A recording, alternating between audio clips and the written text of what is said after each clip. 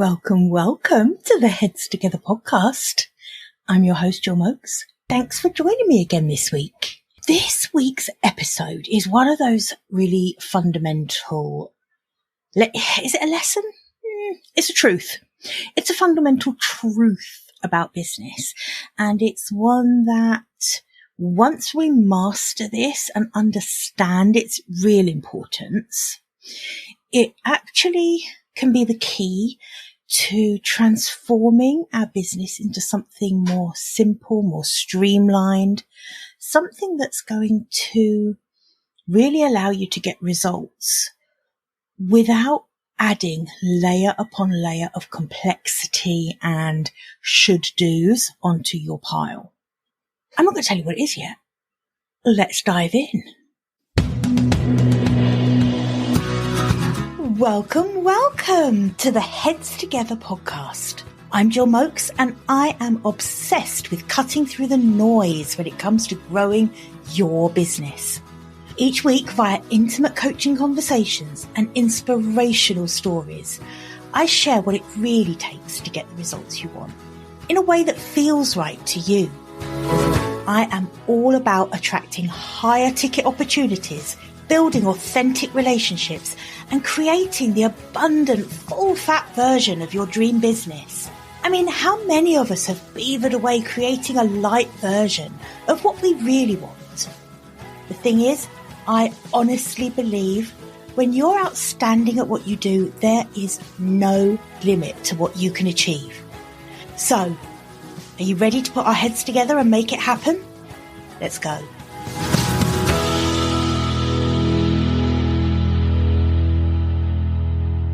If you listen to me for a long time, if you've been listening to this podcast for a long time, this should not be a surprise.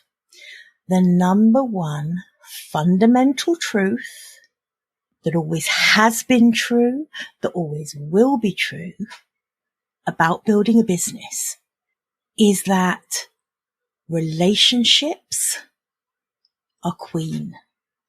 Relationships, building relationships, nurturing relationships, understanding the fundamentals of relationships are the key to growing any business. And please feel free to come at me with some crazy example of a business where relationships are irrelevant, and I will guarantee it will not be true.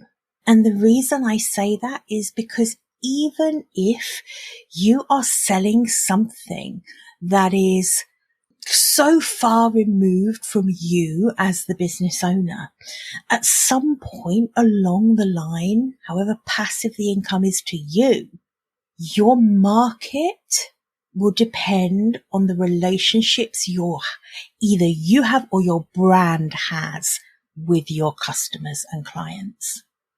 This goes beyond transactions and numbers, right? This is really about the absolute crux of what has always been true about business. And that is that you can overcomplicate it as much as you like, but building a business is about finding someone who needs or wants something, creating that thing and exchanging it with them for something of value, whether that's money or something else. That will always be true. So the finding the people and the exchanging that thing that you've created for them for money, that is all about the relationship. It's not about the funnels and the complexities, the systems, the automations. It's not about that. It's about understanding people. It's about understanding people, and it's about earning their trust so that they choose you and believe you when you tell them that you have the thing that they want, or you can deliver the service that they're looking for. So trust, when it comes to relationship building, that's your foundation stone. That's it, right? Think about anything where you're taking a risk. And when you're asking someone to invest in you, at some level for them, it's a risk. They don't know. They don't have a crystal ball. They don't have a crystal ball to tell them that this investment in your service is going to give them the ROI, whatever the outcome is that they're hoping for from working with you. They don't have the crystal ball that assures them that that's going to happen. So you're asking them to trust you. Picture yourself. Imagine if you're doing like a tandem skydive, something like that. Who would you trust to be your partner? Is it going to be someone who you've literally never laid eyes on before, who just straps you to their back and jumps out the plane?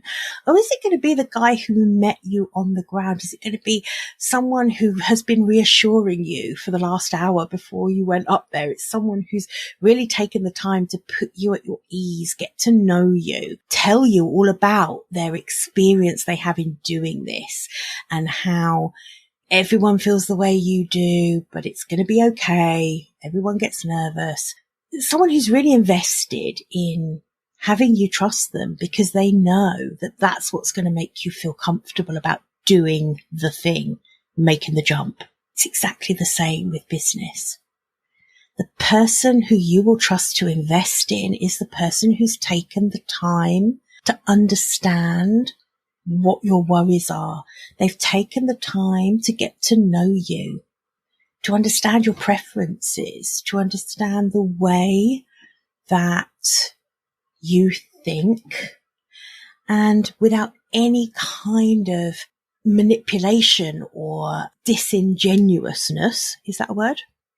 I don't know. Do let me know. But without any of that, they are actually really explaining to you that they understand what you need, what you want, and that they are someone you can trust. And in business, we do that in lots of ways. We do it when we create content that really speaks to our ideal clients. That builds trust. We do it when we are consistent. There's a reason that everyone harps on about being consistent. It's not for the sake of it. It's not for the love of it. Because sometimes, trust me, there are times when I don't want to do the consistent thing. This podcast is literally a prime example, right? This podcast is something that I commit to putting out every week because that weekly touch point that you and I have together is how you will begin to trust me. And I want you to trust me because I'm trustworthy. And I prove it by being consistent. My weekly email goes out on a Monday, come rain or shine, because I want you to hear from me. I want you to be used to seeing me in your inbox. I want you to, whatever's going on in your business world right now, I want you to have that little anchor of hopefully comfort, advice, mentorship. I want you to come to expect it and have this comfort of that regularity, that cadence. And that's how we build trust. We build trust by promising something and then delivering on that promise. So if I'm making a promise that I'm going to be putting out this weekly podcast, I want to keep that promise to you. That's really important to me.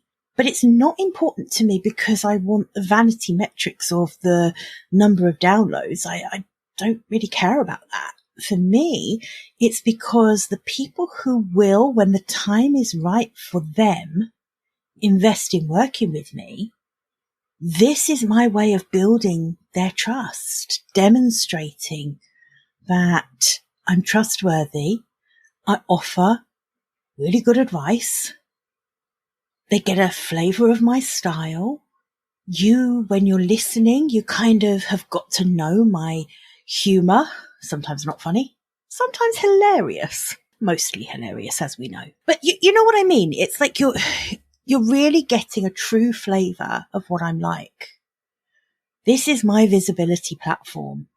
And I feel like I'm getting to know you. The more I put out these episodes each week, the more I really feel like I'm talking to a group of friends, colleagues, peers, people who need me.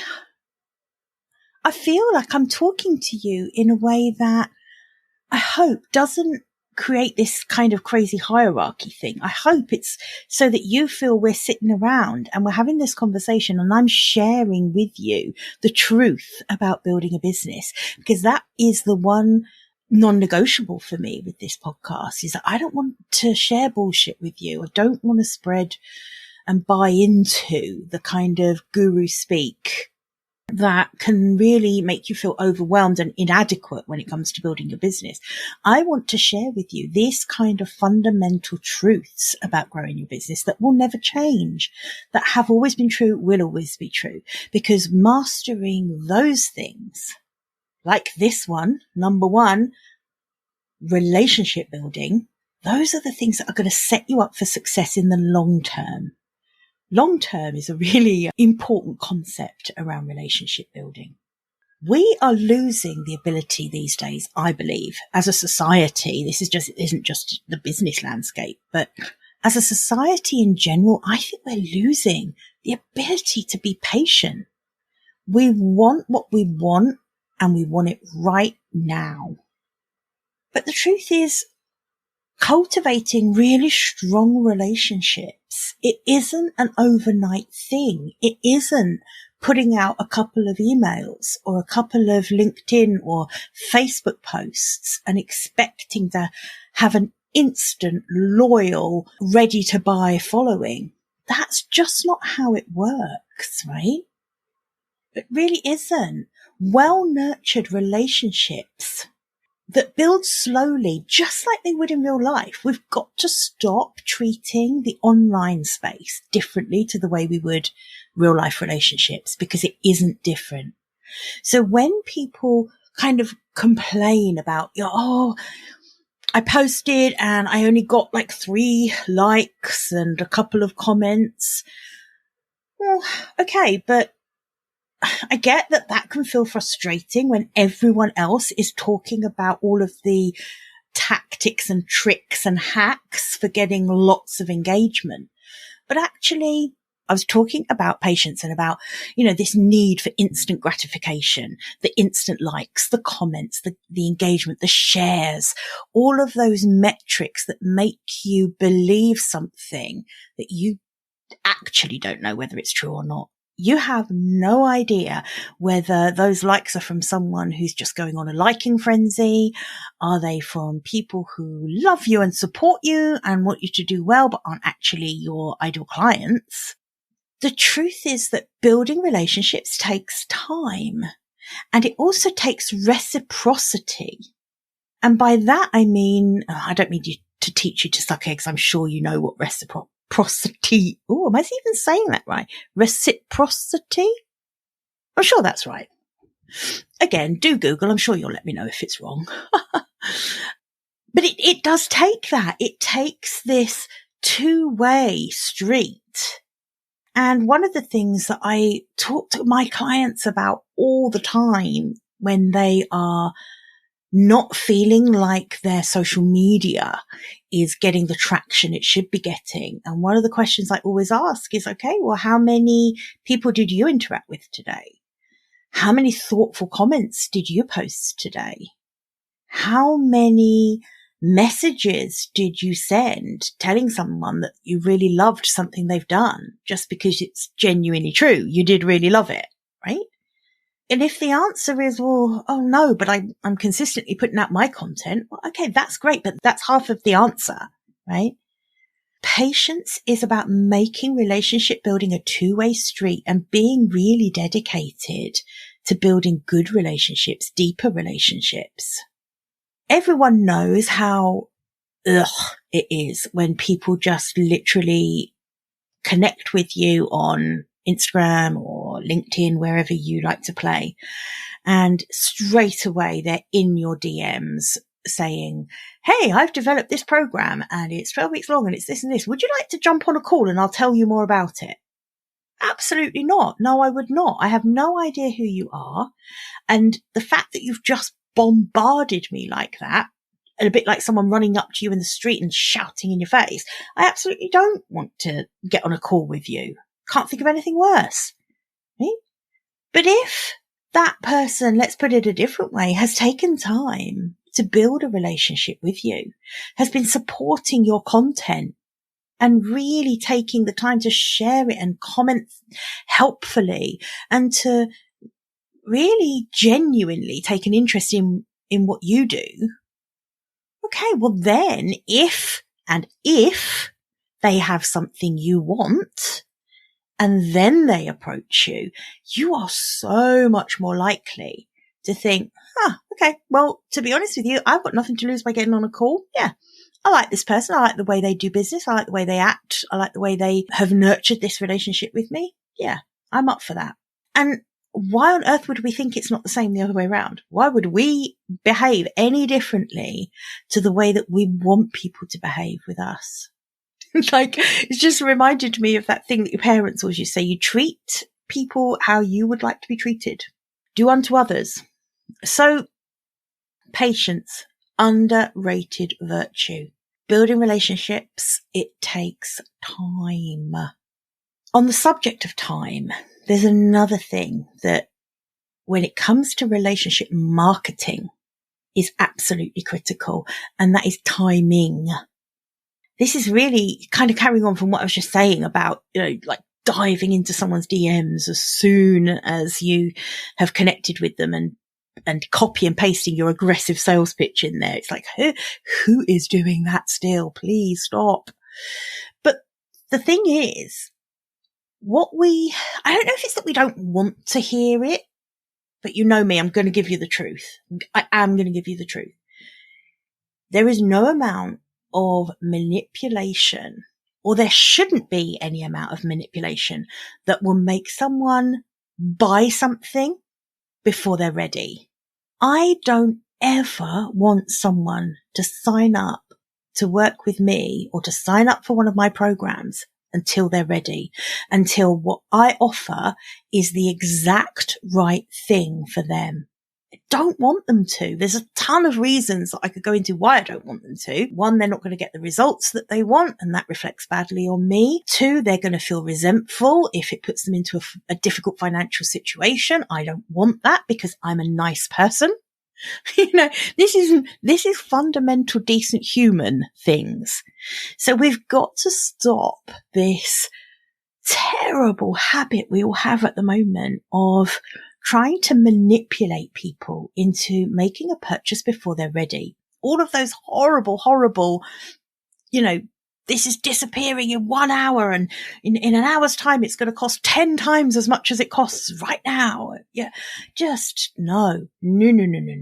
If we just maintain a steady, really supportive presence who's there offering to help when your help is needed, when your service is needed, then you will be their first choice when they decide it's time to buy. And isn't that what you want? Don't you want those people to just come to you and know that you're the right choice? They know you. They're familiar with you. You've done all the work that I've taught you around visibility. You've done all the work that I've taught you around lead generation, getting people to raise their hand and say, yes, I'm interested. You've done all the work I've taught you about giving people a sales opportunity. But if it's not the right time for them, then also graciously stepping aside and saying, that's okay. And I hope that everything I provide to you for free in terms of my content is still helpful for you. And I'm here when you need me. That's how marketing will feel good to you. Anything other than that will not feel good. We talk about the algorithm a lot. We get frustrated, don't we, with the algorithm? We talk about, oh my God, I'm creating all this content and the algorithm just isn't putting it in front of anyone. I've got this sneaking suspicion that the algorithm is actually a little bit cleverer than we are. I know. It's probably obvious it's cleverer than me. But by that, I mean, these algorithms are so sophisticated now. And what they actually want, they want two things. They want to keep you on that platform. So there are obvious things that are going to upset the algorithm, like putting links into your posts. And sometimes I do it still, sometimes I do because, to be honest with you, beating the algorithm isn't my number one priority. But there are things you can do like that are obvious because, LinkedIn doesn't want you to send people off of the LinkedIn platform. So Ideally, don't put links in your posts. But there are other things where I genuinely believe the algorithm is built to reward great content. The problem is we don't want that to be the answer. We don't want that to be the truth. We want it to be some devious thing that we can kind of get our wits about us and beat. I don't think that's true. I think if we really want to be successful, particularly on social media, we've got to be creating really great, valuable, useful content. And anything less than that, don't bother, because it isn't going to land. For relationship building, doesn't that make sense? Doesn't that make complete sense? Why would LinkedIn, Facebook, Instagram, Threads, TikTok, whatever, why would it put mediocre or less than mediocre content in front of people? Because that would risk people switching off, right? If you've got crap content in your feed all day, some people might say you do. If you do, then you need to clean up your feed and get a little bit ruthless with cultivating the right connections. But generally speaking, I think, if the algorithm allowed that to happen, that is not in the platform's favor. So, let's not pretend that we don't have some control over how the algorithms either reward or punish us. Don't be lazy. Don't create crap content. Create really good content. At the same time, remember, relationships will always beat algorithms. Every time. Think about the stuff you do see. If there is someone that you follow religiously because their content is so good, I bet you're always seeing their content. I bet you're always getting that in your feed. And why? Because the algorithm gets it. It gets that you're enjoying that content. It gets that you're always sticking through and watching a video to the end or reading to the end of a post. This isn't rocket science. This is create good stuff, and it will help deepen the relationship between you and your ideal clients, and building real relationships one by one, interacting in real time with the other person, genuinely caring about what that other person wants and needs and trying to give that to them and helping them without any expectation from them. That's going to always trump everything. An honest conversation is going to trump absolutely anything else, right? So this episode really it's about reminding you that you can get as wrapped up as you like in automations, in email sequences, in funnels, in different strategies, in different content, creating new offers, all of the things that absolutely are part and parcel of building a business in 2023. I get that. But if you are neglecting the fundamental truth of how important relationship building is, true relationship building that takes time, that takes the right approach, a bit of dedication, a bit of genuine interest in other people, right? Then you're going to struggle. But by putting a spotlight on that trust, that patience, the timing, the genuine engagement, the consistency, then you are absolutely on your way to just creating the business strategy that is going to work for you sustainably. And it will keep those customers coming back to you. I'll share this with you. I used to kind of berate myself sometimes for the fact that I would almost get too invested with my clients. And I would question whether that made me not a bad coach. I know I'm a good coach, but I would question whether getting slightly too invested in my clients' lives, in really wanting to be under the skin of their business so that I could give them absolutely best advice in everything, and not always having the tightest of boundaries around the way I serve my clients. I used to really berate myself for that, because I would say, is it ethical? Is it ethical to almost treat my clients like friends? Is it the right thing to do? Should I be more professional? Should I keep this distance? this was, when I first started out. And now when I think about that, I was literally berating myself for the very thing that has set me apart from other coaches. And that is my ability to build very strong, deep, lasting relationships with my past clients who I still am in touch with and support, and they support me. I guess the point I'm trying to make is, if anyone tells you that your energy should be going anywhere other than relationship building as a priority, please don't listen to that. There is no other priority higher than building good, strong relationships in your business, relationships with your team, with your potential clients, with your past clients, with your current clients, with your peers. Relationships are the linchpin of growing a really strong, sustainable, rewarding business. That felt good. I enjoyed this episode. I really enjoyed this one. Sometimes, you know what? I'm going to share with you a little podcasting tidbit here. There's sometimes when I outline a podcast, and my outlines are very kind of bullet points because I don't do very well with a script.